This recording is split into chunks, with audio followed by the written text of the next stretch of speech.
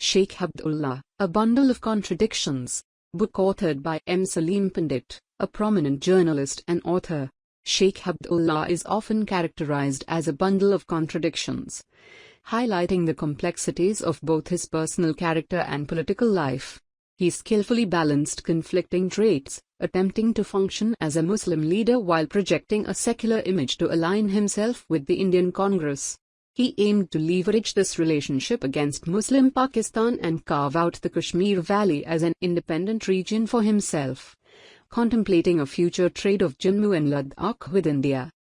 Notably, on September 26, 1947, Sheikh Abdullah offered Maharaja Hari Singh an apology, Mufa-e-Nama, and presented him with gold coins. This gesture was part of the condition Hari Singh laid before Pandit Nehru for appointing Sheikh as the emergency administrator of Jammu and Kashmir, a role that brought Mohira Chand Mahajan, who later became the Chief Justice of the Supreme Court, into the picture. The book outlines the contents of Sheikh Abdullah's apology, which sought forgiveness for the troubles caused to the Dogra ruler and reaffirmed his allegiance to Maharaja Hari Singh going forward. In Sheikh Abdullah, A Bundle of Contradictions, Saleem Pandit delves into the intricacies of Sheikh Abdullah's character and his political journey. During the turbulent early 1930s, he managed to navigate a precarious leadership landscape as a Muslim leader while upholding a secular viewpoint, often aligning closely with the Indian Congress under the guidance of Pandit Jawaharlal Nehru. Sheikh Abdullah's aspirations included securing the Kashmir Valley through strategic territorial negotiations, envisioning a scenario where Jammu and Ladakh could be exchanged with India after a temporary accession, ultimately waiting for a moment when Pakistan might reconsider its claims over the predominantly Muslim region. Sheikh Abdullah's plans faced significant challenges as Nehru fully integrated Kashmir into India, treating it as just another state, backed by his statements in favor of India in various international forums. The situation intensified in 2019 when the BJP-RSS coalition strengthened Jammu and Kashmir's status within the Indian Union by revoking Articles 370 and 35A, reshaping the political environment drastically.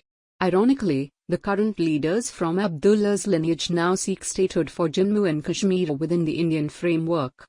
Abdullah's political narrative was filled with contradictions, attempting to exert pressure on Pakistan, India, and the Kashmiris, which shaped the political dynamics of the region and left a contentious legacy.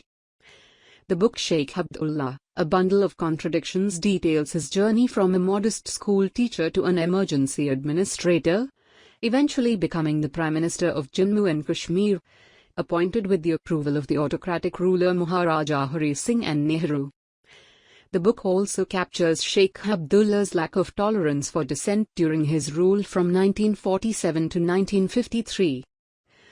Incidents are recounted, such as the dragging of journalist Somnath Teku by Sheikh's supporters for writing an unfavorable editorial or the violent silencing of another journalist, P.N. Bajaj, who faced gunfire, imprisonment, and subsequent exile for his critical views. Furthermore, the text points out that Sheikh Abdullah never permitted a plebiscite in 1949. Despite the UN Security Council's nomination of Admiral Chester W. Nimitz as the plebiscite administrator to oversee the process intended to resolve the conflict between India and Pakistan regarding Jammu and Kashmir, the plebiscite was thwarted by various political intricacies and Abdullah's adamant refusal to grant self-determination rights to the Kashmiris. He notably turned down the proposed plebiscite that year, prioritizing his grip on power over the potential assimilation of Kashmir into Pakistan. Sheikh Abdullah was later imprisoned by Indian Prime Minister Pandit Nehru in 1953 on the charges of conspiring with Pakistan and the USA to wage war against India to secede Kashmir from India.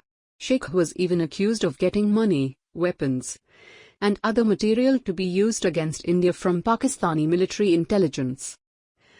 However, the Sheikh was released in 1965 and the Kashmir conspiracy case was dropped following the Hajrat-ul Holy Relic theft on December 27, 1963, which was recovered on January 5, 1964.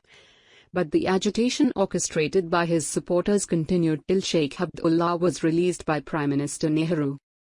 However, this agitation only helped Sheikh to move out of jail, and he was not rehabilitated back into the government.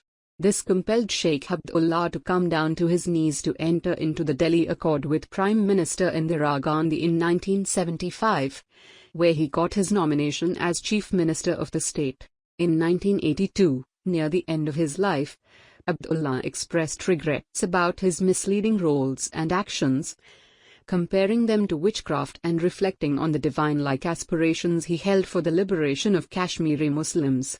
Sheikh Abdullah posed as a divine figure, having been sent by God to help Kashmiri Muslims against Hindu Maharaja Hari Singh. But after taking over as emergency administrator in 1947, he created a force called the Peace Brigade, Khufta Fakir, who would drag residents out of homes in the evening for listening to Radio Pakistan and talking about the administration of Sheikh. The book explores the political intricacies surrounding Kashmir, particularly emphasizing Abdullah's fraught relationships with India and Pakistan. Despite feeling that his leadership aspirations were thwarted, he reportedly expressed conspiratorial sentiments while imprisoned, allegedly receiving support from Pakistan. The Kashmir conspiracy case, which arose from these tensions, was eventually dropped in 1964 amid the controversy surrounding the theft of the Hajratbul holy relic. Additionally, the book quotes Abdullah's stark criticisms of Pakistan during a public address at Lal Chowk after the Delhi Accord with Prime Minister Indira Gandhi in 1975. It also touches on Abdullah's opulent lifestyle as chief minister, supported by the Congress Party, where he made headlines for traveling with a lavish motorcade packed with family and relatives, besides Kashmiri chefs and a troupe of chosen young Kashmiri girls, on a Delhi trip. The book quotes the principal secretary of the book on Sheikh, who highlighted an incident where then Prime Minister Morarji Desai debunked Sheikh for carrying a dozen girls along when the Prime Minister Desai had come to join a dinner party. But Morarji hurriedly left the party after taking only a cup of milk and some cashew nuts.